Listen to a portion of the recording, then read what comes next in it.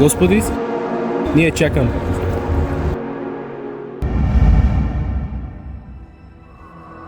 Големите неща не идват с шум. Те идват тихо, първо в сърцата, после навсякъде.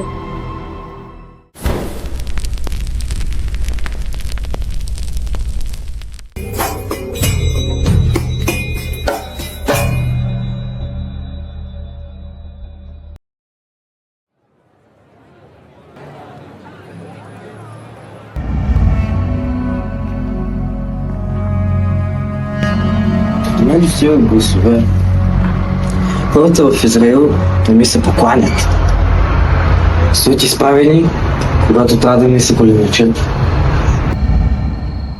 Hello, Sophie Belfield. Разнесете думата ми по улиците и по домовете.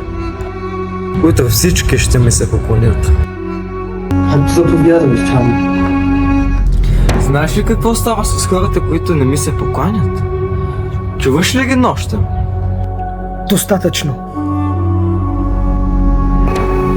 Stitches. Да, и ще си платят. Отведи!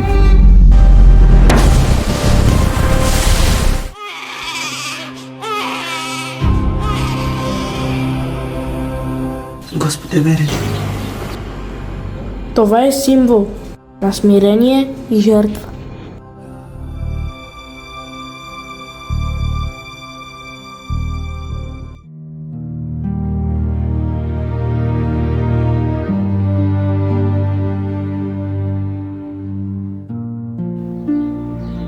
Защото ми се роди дете, син ми се даде, и властта ще бъде на рамото му, и името му ще бъде Княз на мир.